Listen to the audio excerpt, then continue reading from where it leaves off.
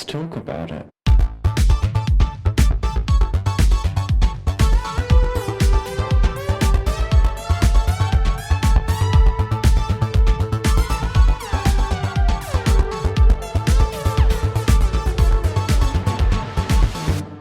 Hi, and welcome to another episode of Thicc Radio, the gaming podcast where we talk about gaming and everything in its orbit. I'm James. And I'm Tim. Let's get into this. Today we're joined by a special guest. You know them, you love them. It's Steve. Yay! Good evening. How are you? How are you?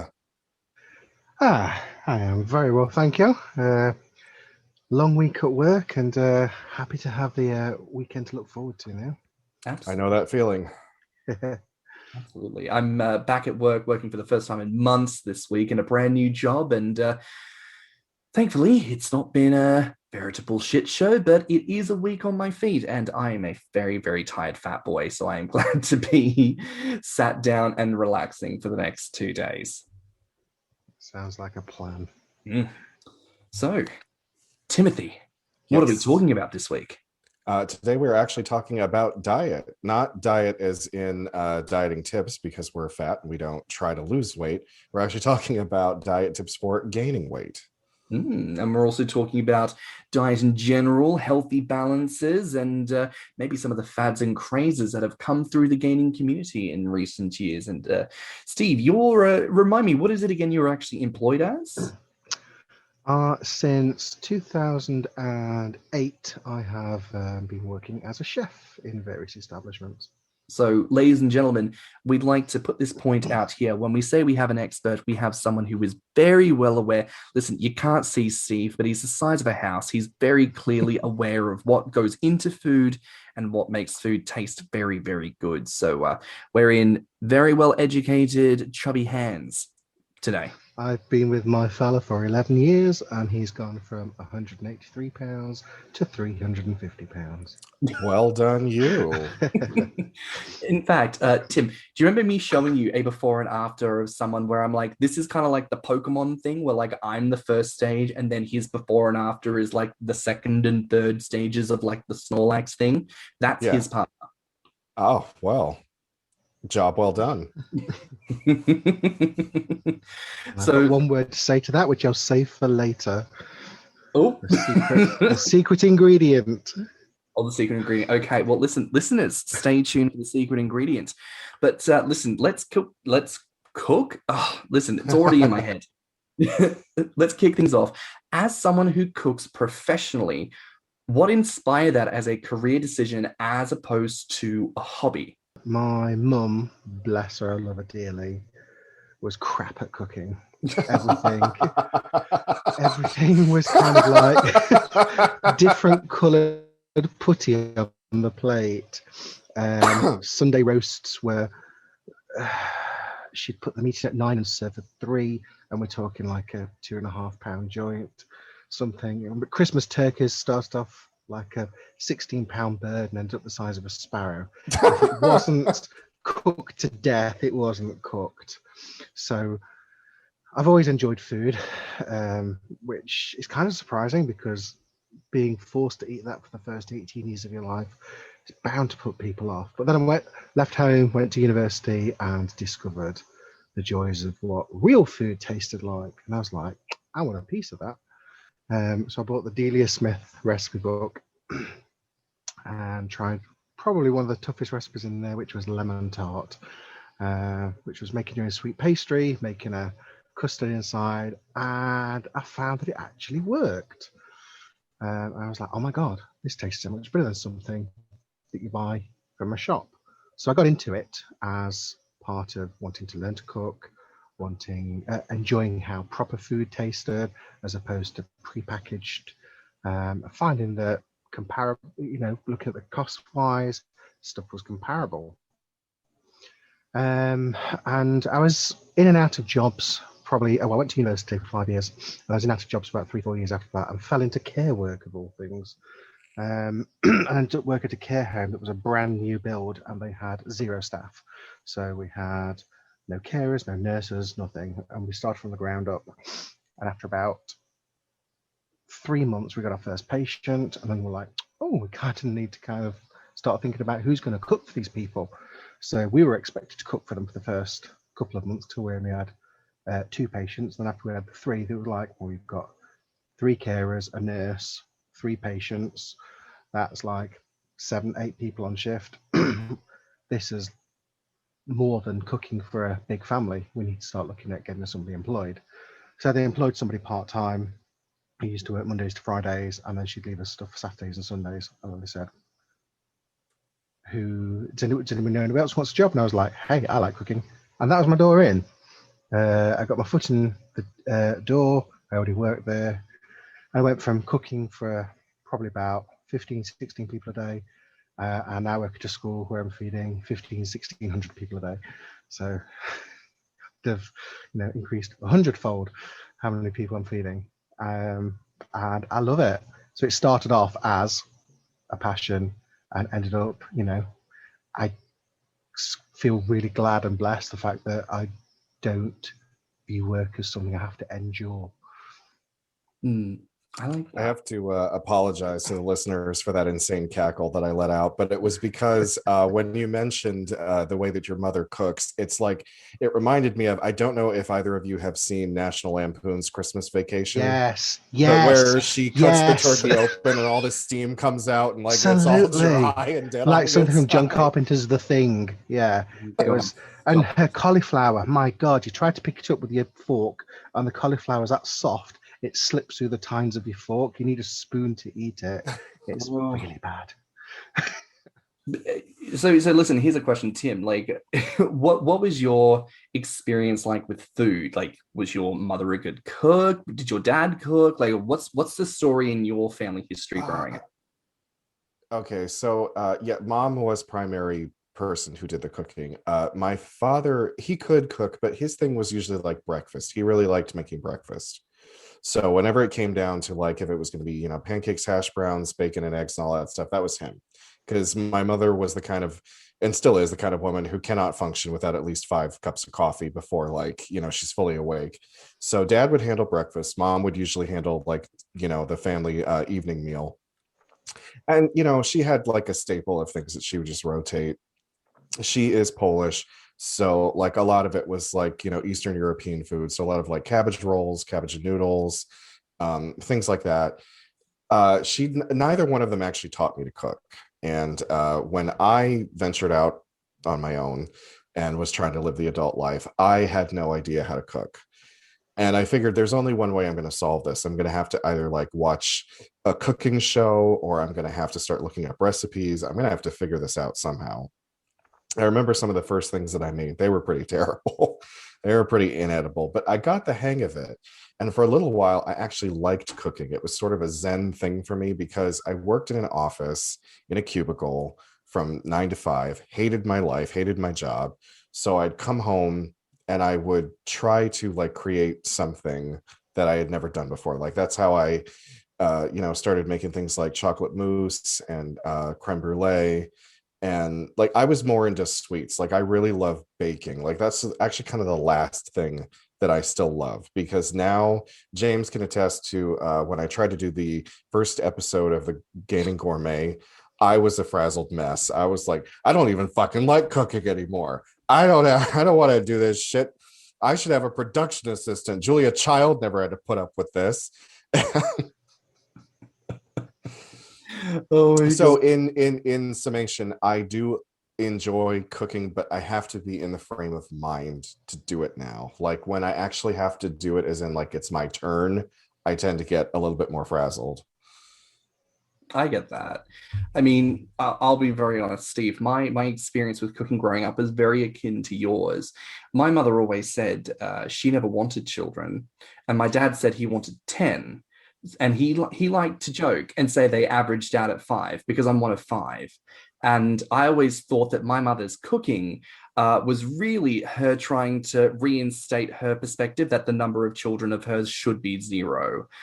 So her cooking was atrocious. Did it get worse? Was she trying to poison you? Yes.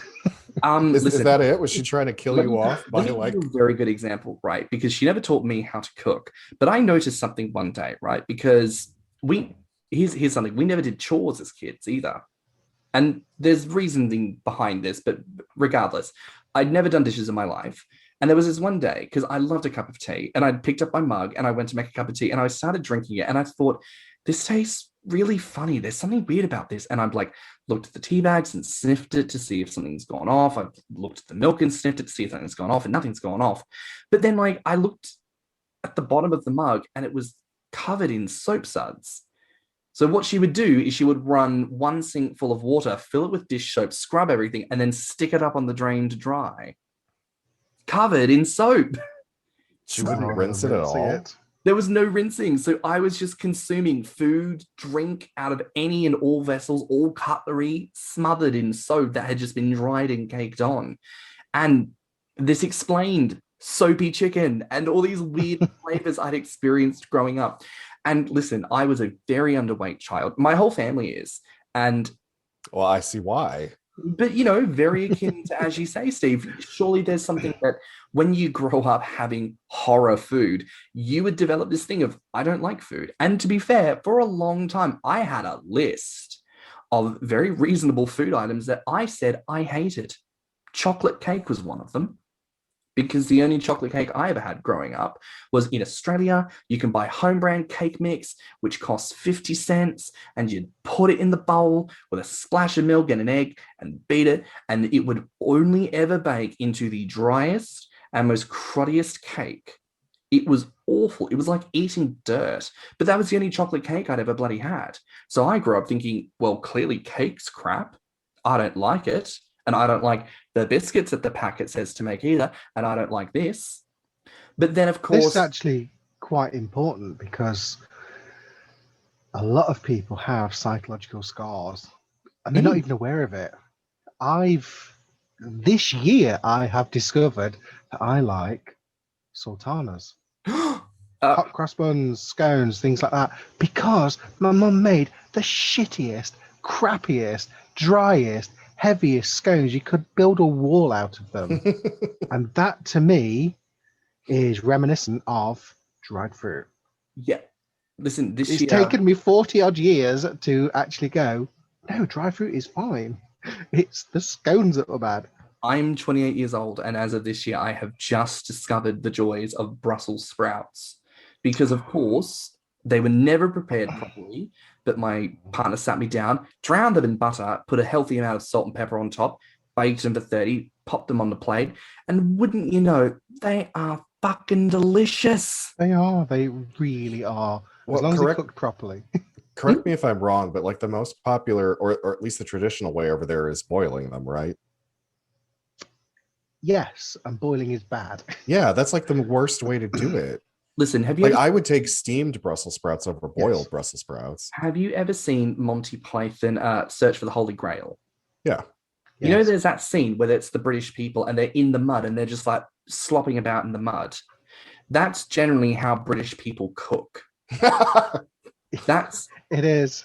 You know, it's humorous, but I honestly believe. And is there some lovely filth down here? Oh, there's some lovely filth down here. Oh, that'll go lovely in the stew. Honestly, it's insane in this country. They're just, and the lack of seasoning is a joke. We conquered every fucking country out there to get all the seasonings and spices to never use them. To never fucking use them. I've never struggled to find spice in the shelves. They're never taken. The rack is full. And I'm thinking... So wait a minute. They apart from dried parsley. India, and they did not use any of the spices that came from Asia. Oh, unless it's in a curry. Yeah. In which case they're very subtle with the spices, aren't they? It's like they'll probably use garam masala, maybe cumin, and that's it. But it's like paprika, turmeric, for goodness sake, cayenne pepper. Where is fenugreek, some asafoetida. It's weirdly sweet, but it makes the most bomb-ass buttered chicken you have ever tasted. Holy crap. Mustard seed, for goodness sake. Just a bit of mustard seed. Delicious. But I have 3. Just different. I have yellow, brown, and black. Yeah. And they all taste different. And listen, it's all of those things. And I think as you say, there's a really important point to recognize that there probably is an element of trauma in badly prepared food. I mean, for God's sakes, we have 5 senses as humans. 2 of them are linked, which is scent and taste. And that is a big part of how you consume food. And they are only ever used when you eat food. Nearly half of how we even perceive the universe around us is based purely on the shit we put into our bodies. So it makes sense that there is all of this hang up from when we've grown up with poorly prepared crap. Honestly. Absolutely. So look, on this subject, you would have had in your time in the gainer community a lot of interactions with folk. Do you think more people like to cook or prefer to order in? Obviously, everyone has their own preferences. Mm-hmm. But from knowing the people that I know, chatting with people that I chat to, the majority order in. And sometimes it's not just the fact of, I fancy a takeout tonight. Sometimes it's almost seen as like a status symbol. I'm ordering in and I'm having a massive family bucket of KFC. I'm having 6 double Big Macs. I'm having, that kind of thing. It's almost, I think when it's done like that, it's look at me, look how much I'm eating. And I think I could probably get the same amount of calories in me with half the amount of food. It tastes a lot better. I don't feel like shit afterwards. Do you think, based on that kind of trauma talk that we were having just before, do you think that's part of what informs that decision making? Or is it just a case of people want to seem impressive and so they just hanker down on the junk food? I think it's a combination. I think sometimes it's easy to get stuck in that cycle, and then you just develop a habit. Some people perceive it as lazy, can't be asked to cook, and that's probably true in some people's case. Some people perceive it as, like you say, it's, I've seen somebody's had 4 Big Macs, so I'm going to have 5. And other people don't know how to cook. And are, it's either the choice of that or a frozen lasagna from Asda. Tim, what's your take on that? I mean, what have been your experiences with people in terms of like gainers that you've interacted with? Like, what tends to be the adage?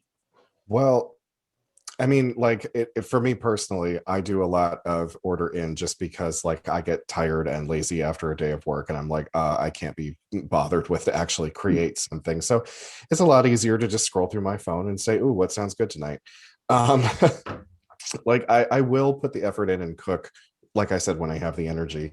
When it comes to gainers that I know, I don't know how often they actually order in or cook. I do know that like in some of the gainer meetups that I have done, it's almost always going to be takeaway food just because like I feel like they want to waste as little time as possible. It's like, and why go through the effort when you can have someone else do it? And I think that there's this misconception again of like, you order from certain restaurants or you order certain food items, they're going to be higher in calories than something that you could create yourself. So I think that's probably why, because like how easy is it to just order like 2 or 3 pizzas as opposed to, cooking for someone? It's very true.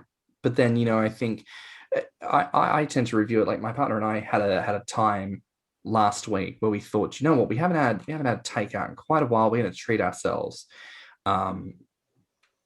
And we were going to. We looked at the cost at the end, though. Just enough food for the 2 of us. It's going to be 30 quid.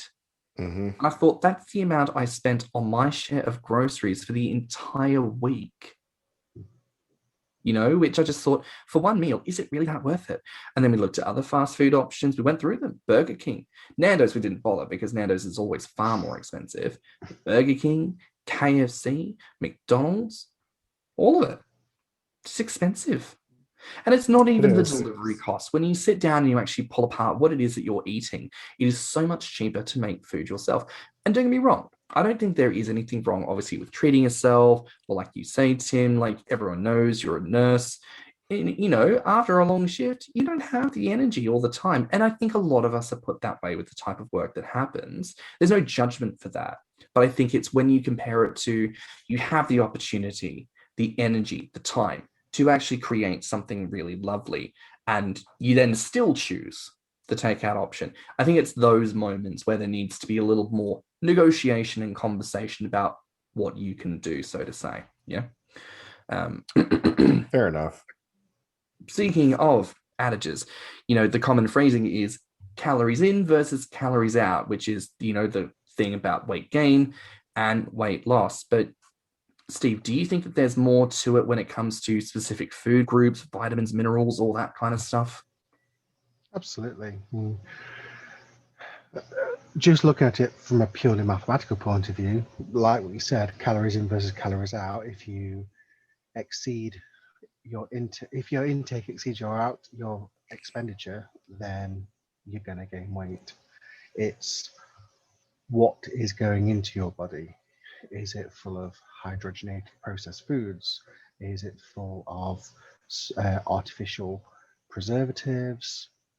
These things on a prolonged scale, over months and months and years for some people, it's going to take its toll. You're going to end up with comorbidities. Thank you very much. Type 2 diabetes is, rampant amongst our community. And for me, it's about the calories in versus calories out is less about calories in, calories out. It's more about what goes in versus calories out. So for me, your calories in must include fresh meat, fresh vegetables, starch such as pasta, rice, potatoes, fats, good fats, butter, olive oil, rapeseed oil, as opposed to lard and hydrogenated fats. So this is where making your own burger versus a McDonald's burger, or doing your own breaded chicken versus KFC chicken. And I've looking at the cost of it as well, I've managed to save an absolute shitload in the last 13 months since the pandemic started, and also since we went into lockdown, so it's no longer than that. I'm looking, it's like, how have I got so much money left at the end of the month? And we probably about June, July time last year, so we went to lockdown at the end of May, so March, April, May, June, July. So after about 4 months, I was like, why am I quids in? What's happened? And we figured out we used to, on a Friday, we'd go into town, we'd grab something to eat, we'd go to the cinema. That'd rack up probably like 70, 80 quid every week. That's 300 quid a month on, 20 quid on the movies and 50 quid on something to eat. And it's ridiculous. It all adds up. And it's like, that 50 quid would do me 4 or 5 days worth of shopping. There's nothing wrong with it. There's nothing wrong with it every now and again. But when it became habitual and you look at it, it's like, what am I actually eating? Is everything that's going to our body good? Which sounds almost paradoxical when you're saying, I want to get fat and I want to get bigger. But I need to make sure that what's going on in my body is good. But it's not, because you want to make sure that you don't get those long-term side effects and those long-term ailments, that because once you've got them, it's very difficult to get rid of them. You end up with type 2 diabetes. The only way you're going to get rid of it is by losing all that weight and adopting a healthy lifestyle, so you're not taking your meds anymore. So yeah, a lot of people that I personally know have aversion to vegetables. They won't eat salad, they won't eat fresh grains and things like that. It's all processed bread, it's all quick, easy food, microwave meals, Rustler's burgers, things like that. Things that are very quick, which I say are absolutely fine as long as they're taken in balance with everything else. Tim, you're a medical professional, and I think in previous episodes, we always kind of touch on it a little bit, because how do you gain weight? How do you even become fat? It is food. Like, this is the hinge upon which the process is built. What do you think the biggest, like, God, what do we even say? What do you think the most important thing is that as a community, we need to start to wrap our heads around in quick smart. I think it's a lot of what Steve was saying about we get hung up on the idea of the only way to gain weight is to obviously you have to increase your caloric intake, and most people take that as, okay, I have to eat nothing but like junk, so just pizza, burgers, candy, and some people, like even me, went into the boost diet, of like adding boost to everything so that way I'm upping my caloric intake, because I don't know about other gainers out there, but I used to get very frustrated at the idea of like, I sit down, I have my 4 to 6 meals a day, however, and I'm like, and I'm still not equaling the amount of calories that I want to hit. It's like, why doesn't food have more calories in it? And that's just the thing, is like, they're not meant to. There's certain foods that, like, yeah, they're going to be higher, but you're not supposed to jam pack 1,000 calories into something. That's not natural. So even despite the fact that I'm an active gainer, I will still, like, there's some meals that I will have where it's just like just Brussels sprouts with some olive oil and some balsamic vinegar over some rice, which, yeah, rice is a starch, but it's like, that is a lot healthier than, say, like if I decide to devour an entire pizza, or there are times when I'll just steam vegetables because I just have a craving for them, or I'll eat the salad just because I want the salad with the grilled chicken over it. I think we've got to get past the idea of the only way to make this happen is if we just inundate our system with all this shit that our body's going to be like, okay, yeah, we're storing this away, but boy, are you going to regret it later. It's almost like a reverse diet. You hear, this might sound sexist, but it's predominantly women that you hear talking about it. I'm on a diet. My diet starts Monday. It's cheat day on Saturday. Cheat day, I'll go and have an ice cream and half a bottle of wine and a tub of Ben and Jerry's and a pizza. So why can't we have cheat days as gainers? Why can't we have salad day? It's a day for you to kind of give your body a chance to relax, cleanse itself, because the amount of calories and the amount of stuff that you're physically cramming in yourself, it isn't good for your body in the long term. It does need a little bit of rest and relaxation. We had, not yesterday, the day before, I did some oven baked chicken with honey mustard lemon, some peas, roasted new potatoes, and green beans. It was a really light tea. It tasted really nice, and it was like probably only 400, 500 calories in the whole thing. But you know what? Tonight we've had pizza, and the night before we had a massive spaghetti bolognese. So in the grand scheme of things, one reverse cheat day a week, you're not gonna, oh my god, I've lost 10 pounds this week. It's not gonna go anything like that. You probably actually find that you stabilize a little bit better because you're not going to be constantly up and down, up and down, up and down. It's more affordable in the long run to, I think, take some cheaper days where you have nothing but veg and nothing but fruit and just a bit more. We try to have one veggie day a week, and that might be pasta with roasted veg. It might be, it tends to be pasta.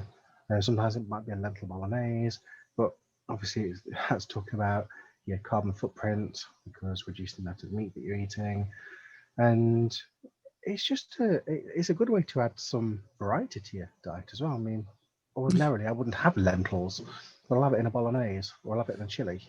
It's worth mentioning too that when you go on like the I guess the crap diet, to gain weight, you're dumping a lot of sugar into your system because all those carbs are just complex sugars. Yeah. And that food coma that you go into, or that feeling like, oh, I'm like buzzing because I'm on a sugar high, it's because you've just spiked your blood sugar to a ridiculously high level. And like, yeah, hopefully if you've got a regular functioning pancreas and it can produce enough insulin to bring your blood sugar back down, but you do feel like shit for a little while afterwards. Like I've had a feeding session that was nothing but mostly sugar, and I felt like crap afterwards.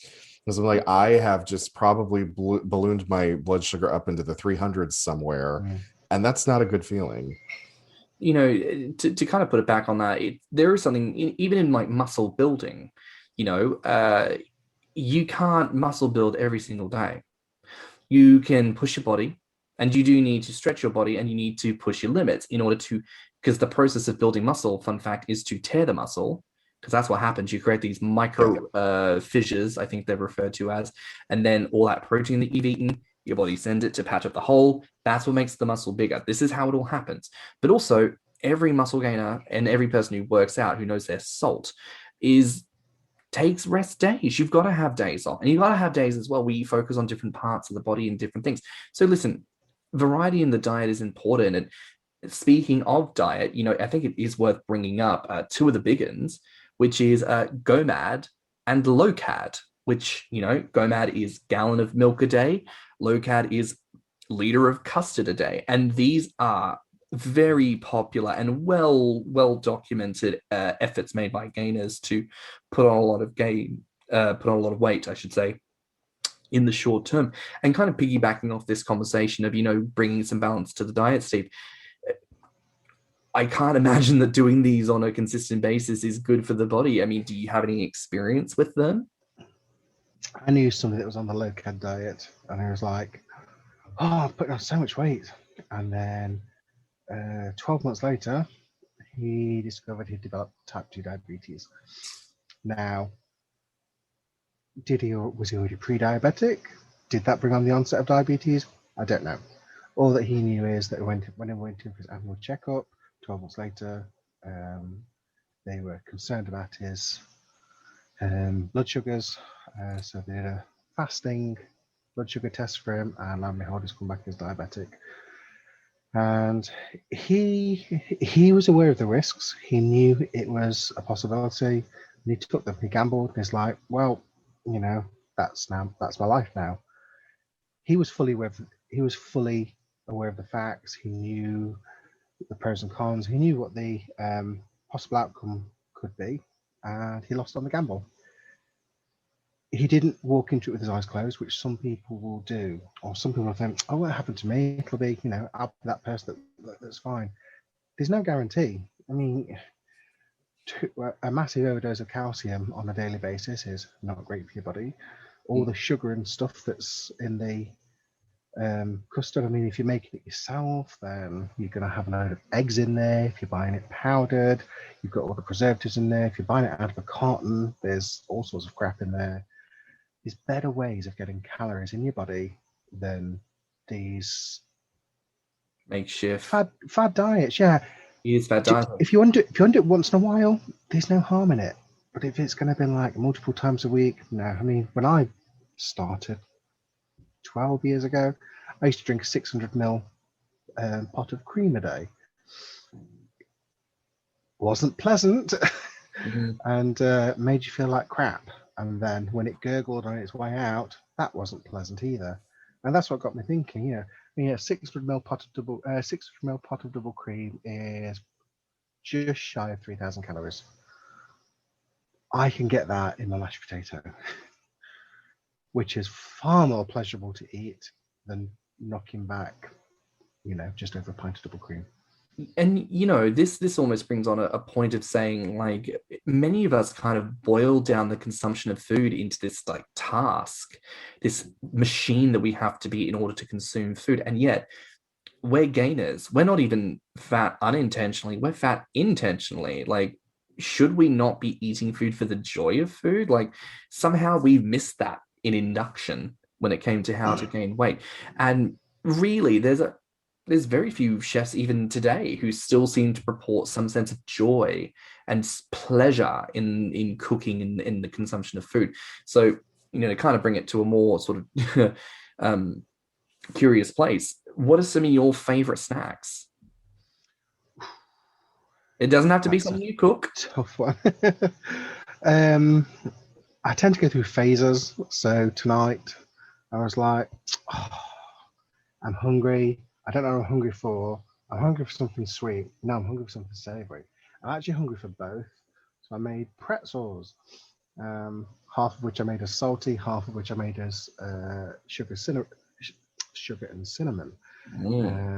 But then there's other days it's like, I really fancy something really, really sweet. So I make like a apple crumble or a butterscotch tart or something like that. But then there's other days it's like, I really fancy something savoury, and it's got to be a pie or a pasty. I like traditional British food, so The beige pies, diet. crumbles. Sorry? They call it the beige diet. Absolutely, the beige diet, yeah, done properly. So, so like a nice steak and Guinness pie, or an apple crumble with like fresh custard, cornflake tart, one of the old school. Everyone loves cornflake tart at the school dinners. Yeah, I'm not fussed with really posh, fancy food. It's got to be something really robust, really fills you up. Pastry, lots and lots and lots of veg and potato. Do you find that posh food, like, it's full of wank? Like, for all the name Yeah. and all the money that you spend, you get a portion size that's like half a chiclet. They'll And give it you on a plate the size of a dustbin lid, and it actually only feels like a 2-inch little circle in the middle, and you've got made in a empty ramekin space. practically. Yes, And for some reason, the sauce is all like drizzled around the 30-meter perimeter exactly. and then sort of sploshed across it. And then they've gone, yes, sir, that'll be £80, sir. Yes, sir. Thank you very, very much, sir. And here's your side of apple foam with it. It's like, what's supposed to do with that? Yeah. Stop it with the foam. I get it. The foam is a fucking, that's a fad. And that's a fad that needs to fucking stop. Bullshit, Susan. I get it. It is a fad. I understand it. It's for me, I can't be doing that kind of food. That to me is art. It's not going out to eat a nice meal. That is going off. If I were going out, I'd be like, oh, you pretentious twat. Go and get yourself a proper dinner on the way home. I'd be like, I go out for dinner with friends, we go there and spend £100. It's like, right, I'm off to the chippy on the way back home because I'm still hungry, I'm not full. Do you know the experience of going with your skinny friends out for dinner? And they do that thing though, don't they? Where you look at the menu and they're like, oh no, we'll skip starters. And you're like, fuck off. I'm hungry. I want a starter. Or does everyone want to share? No, I want my own. If you want to give me half of yours, you skinny little rank, because you're clearly not going to finish yours, you can shuffle it over my direction because I'll bloody well eat it. Oh, and then there's always that thing. Oh, honestly, skinny people, stay away from food. You don't need it. We need it. Back off. Truly. So your favorite snacks, bit of cake, bit of sweet. What about takeaway? What's your weakness? I actually live next door to a Chinese takeaway. We frequent it maybe 8 times a year. We hardly go in. We hardly do takeaways at all. When I do, my favourites would be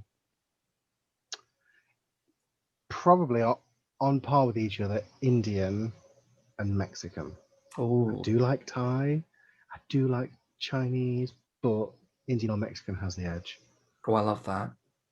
Tim, what about you? It's the fact that it's just got such a massive combination of flavors. I've never had anything bland. I've never had anything, I wouldn't have that again. Every single thing I've had of Indian or Mexican has always been fantastic. I get that. I do love it. Sorry, Tim, what about you? Snacks and takeaway. What do you go for? My weaknesses are donuts and ice cream.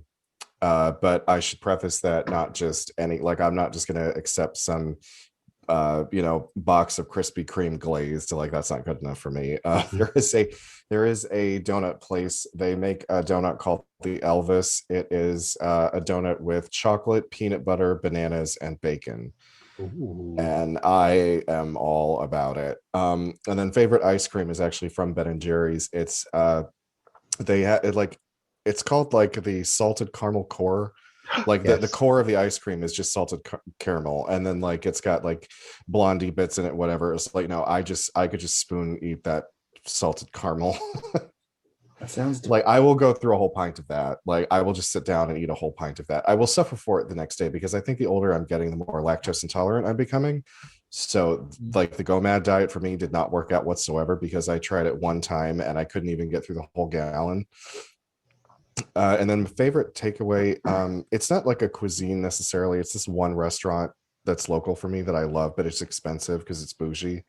So like I love getting their Brussels sprouts. I love getting it's this Cobb salad that like it's like no, it's not that different than any other Cobb salad I've had, but like I don't know, whatever they do to the chicken and whatever they like they put in dried cranberries and everything, and it's like I fucking love that. And then they have this cheesecake. I don't know if they make it in-house. They probably don't, but wherever they're getting it from is like my favorite cheesecake. Oh, I do love cheesecake. I mean, for me, I'm gonna have to say favorite takeaway is always a good Chinese, but it's got to be good Chinese. There's actually one local to us that I've been thinking about recently, like like a sordid love affair. Like, oh, I haven't hit up that booty call in a while. I think I need to drop them a text. Like that's me with this Chinese place. I'm always looking at them like, what are you doing tonight? Yeah, you're bringing those tiger prawns out my way. Oh yeah, I think you are. Oh yeah. Like just anything on the menu is just delicious. In terms of treats, I love ice cream, but weirdly, I've got this fascination at the moment for popcorn, but just like salty, buttery, cinema style popcorn. I don't know why. It's in my head. My body goes, you need this. You need it to just. It's very nourish. I like nourish things like Maltesers and M&Ms, the peanut ones. Anything that's kind of like just pick at it. I love that. Love it a lot. But I love popcorn, but like popcorn, I don't know if you know, it's really, really bad for you. Like popcorn is not good for you at all. And like I always worry about those kernels, the husks that like because they're bad for your teeth, they're bad for your intestines. And it's like I could sit there and eat popcorn for dinner. I'm just always afraid of like making things worse. I totally get that. Steve, I want to ask, in this kind of modern age of chefs are on a fucking diet apparently, and calories are the enemy, who do you look to in terms of recipe and style inspiration? Delia was the one that showed me how to cook. Nigella was the one that showed me how to love cooking. Oh yes, she is the queen of calories. She doesn't give a fuck how much is in calories. She doesn't care that it's full of butter, full of cream. And I find her recipes extremely simple, which is, it's kind of an odd juxtaposition because she is so upper class. She's very posh. She's very hoity-toity. But her actual recipes are so down to earth. And I love her. I think she's amazing. There's something about her that's just, I want to be her friend. Do you know what I mean? Like, she's the kind of person, yes. And couldn't give a rat's ass about someone who wants to act like they're all that. Something about Nigella Lawson, I love her, and I want to be on that invite list for a dinner party, And I think as well, there is also something about her that she embraces everything.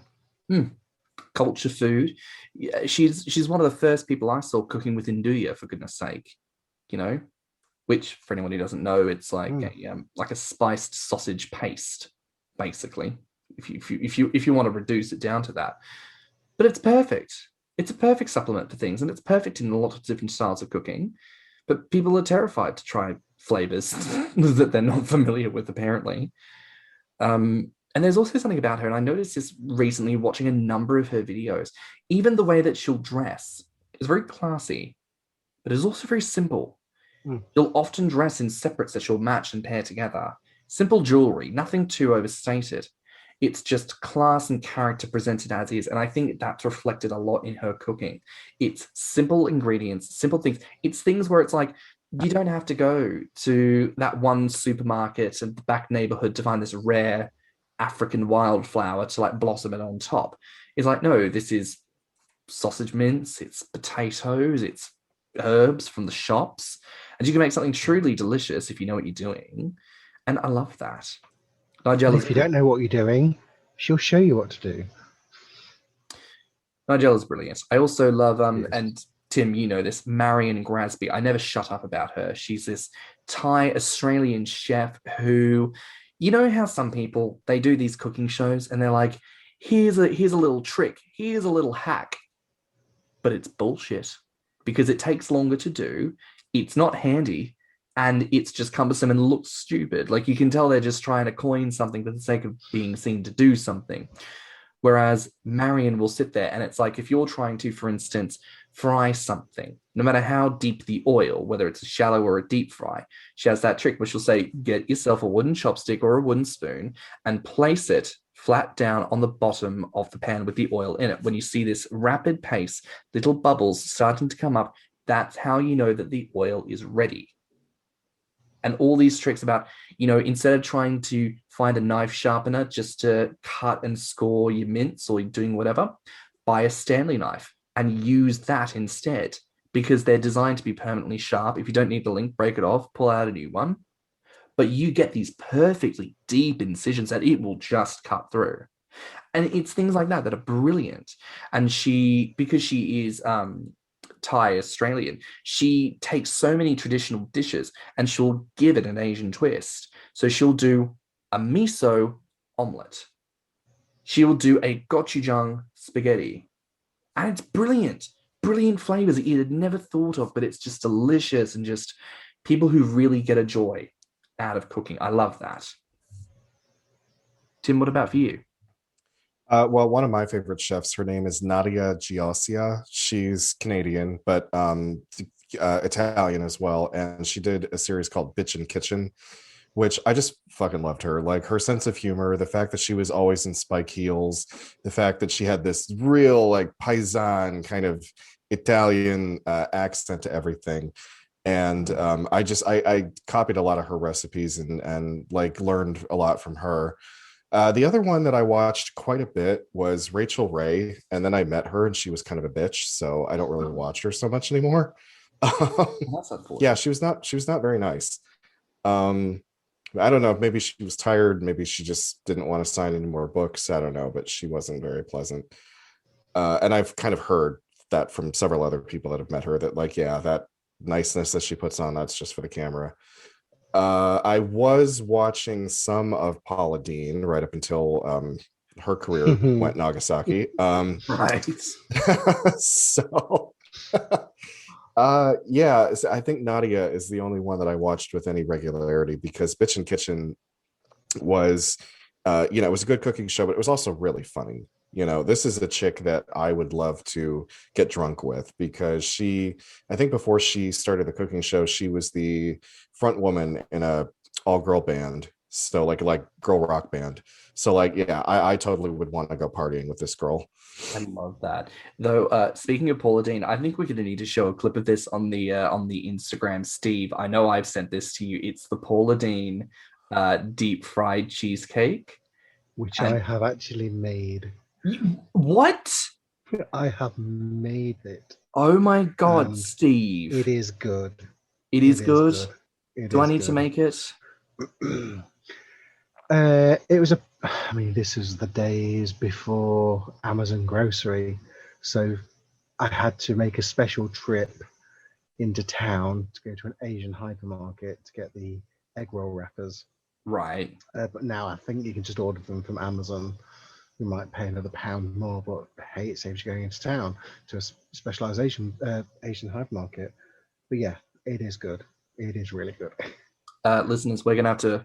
You need to see this. We're going to have to put a clip of this on the Instagram with a YouTube link in the comments. You need to see what kind of fuckery this is. And I hate myself so much that I watched it and was like, this stupid southern bitch, what the fuck is she? Holy shit, I want to eat this cheesecake so badly. Like, it just gets you. It gets you the right. perfect combination between crunch and smooth. The flavor is nice, but it's the textures. It's almost like the perfect chip, where it's like crispy on the outside and soft on the just inside. Melting in the middle. Yeah. Well, James, didn't you and I watch her deep fried butter? I haven't seen a deep fried butter, but I do want to. I do want to try deep fried butter. I want to see what this is. Oh, butter. Speaking of which, Stephen, you and I made a joke about butter pudding instead of bread and butter pudding. Just butter pudding. I challenge you to make a goddamn butter pudding. I would like on this podcast an update. Where are we at with the butter pudding? Where are we at? What stage? I might have to look into seeing if there's some kind of variation I can do on gypsy tart, which is a gypsy tart. Yes, it's an old school pudding recipe from Kent, I believe, and it's a pastry case that is just literally filled with. I think it is either evaporated or condensed milk and sugar. That is it. And you whip it to oblivion for 15 minutes, and then you pour it into the pastry case and bake it in the oven, and it comes out like some kind of caramel tart. So I'm wondering if there could be some variation with that for a butter pudding. Yeah. It sounds delicious, and I just found my new drag name. Butter pudding. Oh, Gypsy Tart. Welcome to the stage, Gypsy Tart, everybody. Oh my goodness, I love it. No, darling, butter pudding, that's your drag name, Steve. Yes, it is. Butter pudding. Welcome to the stage, butter pudding. We've mentioned it a few times now. That is the secret ingredient. Oh, butter. Everything, yes. 712 calories per 100 grams.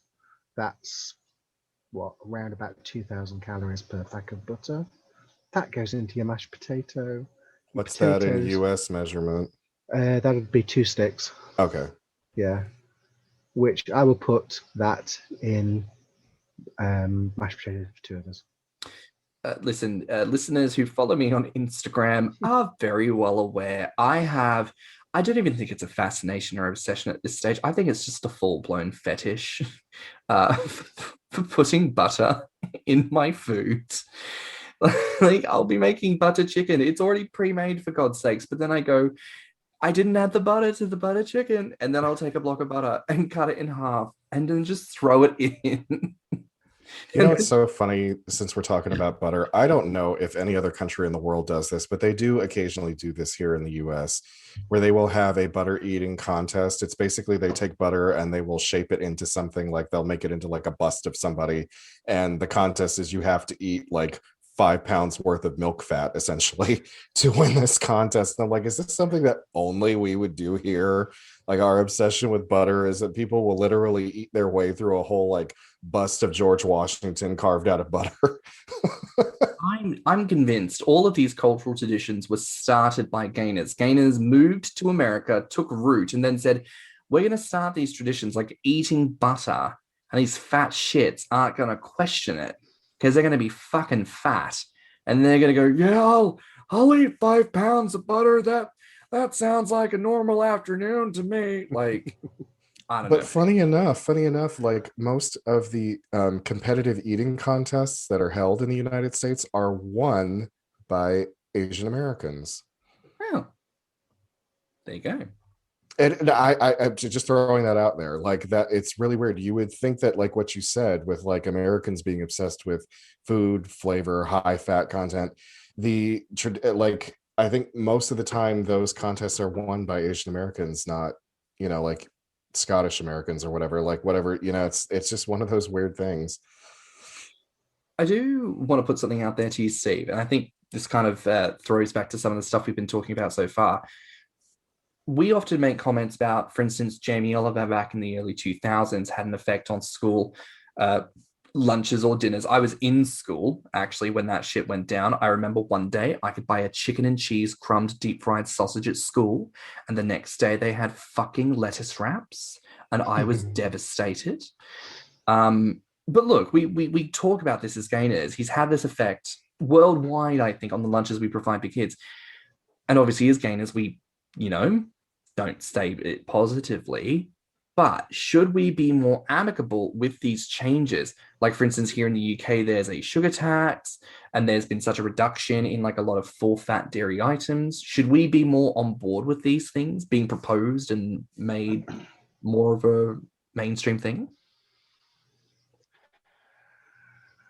could be this could be quite controversial. I agree with these things. When you are catering for the general populace, you have to be looking out for everyone's best interests. And everyone's best interests is not to be morbidly obese. That is people's choices. That's the lifestyle that we've adopted. Just like there's tax on cigarettes and alcohol, I think it is right and I think it is fair to impose the sugar tax levy. I think what it also helps us to do is to be more creative, or certainly me, more creative with my cooking. So, you don't get taxed on buying a bag of sugar. You get taxed on buying foods with sugar added to them. So you go to McDonald's and you have a Big Mac meal. What drink do you want? Coke. Right, it's next 30p. Have Diet Coke or Fanta Zero or something like that, and it's your standard meal price. I think that's fair. A lot of people don't agree with that,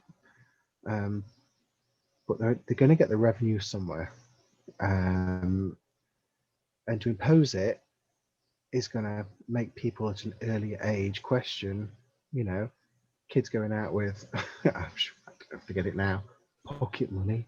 Pocket money as you used to get. What did you used to get for your 10p? You can get a Panda Pop when I was a kid. Nowadays, if kids are given a £5 or whatever to go out to the shops, it's like, am I going to spend £1.50 on this bottle of Coke, or am I going to spend £1 on this Diet Coke or whatever? Make your money stretch a little bit further. So, in regards that kind of thing, you've got to. The government's trying to help people make healthier choices. You can make the unhealthy choices yourself without imposing the charges. You go and make yourself a calorific meal rather than order something in that has the taxes on them. I work in a school in the catering department, so I wasn't in school. I'm quite a bit older than you, James, so I never actually saw what happened when Jamie Oliver went in, apart from what I saw on TV. What I'm doing now is I'm working in the aftermath of it. So now it's, there's so much legislation and red tape around school meals, and you have to have X amount of portions of boiled fish every week. You're only allowed 2 portions of fried food every week. You're only allowed 1 portion of breaded food every week. You're only allowed pastry once a week. There's so much legislation that you have to do. And a lot of people are like, oh, for God's sake, it's so difficult. It's not. It's difficult. It's as difficult as you want to make it. So if all you can do is think about unhealthy food, then it is going to be hard. I could make school meals very, very healthy at school. And if I was then to come home, I can make a very, very, very similar meal extremely unhealthy. Instead of doing it with steamed new potatoes, I'll do it with buttery mash. Instead of doing a beef stew, I can do a beef pie, which has got all the calories in from the pastry. So there are, I think what it does, I think that the charges that are imposed, it's there to try and deter people from unhealthy fast foods, the stuff that we were talking about earlier, the bad calorific food, as opposed to just calorific food. Because the non-bad calorific food, your butter, your cream, none of that's got the extra tax on it. It's the convenience crap that's full of rubbish. We've reached the end of our episode this week, ladies and gentlemen. So before we wrap things up, I just want to ask, Steve, where can people find you on the internet? I share a profile with my partner on Grommr. We are fatlads. You can find me on Facebook. I'm Stephen Donlan with a PH. I'm happy to accept friends requests. And because I'm a little bit old, I don't really do Instagram or any of the newfangled ones. So yeah, Facebook, Grommr, the two that you find them. Oh, there we go. So listen, we want to say a big thank you for joining us this week, Steve. Thank you so very much for your time. It's been my pleasure. It's been really nice chatting to you guys. Nice to meet you, Tim, as well. It was very nice to meet you. Well, that's a wrap for here now on Thicc Radio. Please remember to like and subscribe, rate and give us 5 stars and leave a good review. As always, you can find me on Grommr and Instagram at stannnum and Twitter and YouTube at stannnum.bsky. And you can find me on Grommr as Orpheus. You can find me on Instagram and Twitter as Thiccy. And of course, you can find more of what we've talked about today on Instagram and Patreon at Thicc Radio. So until next time, bye, Fats. Bye, Fats. Bye, Fats. Let's talk about it.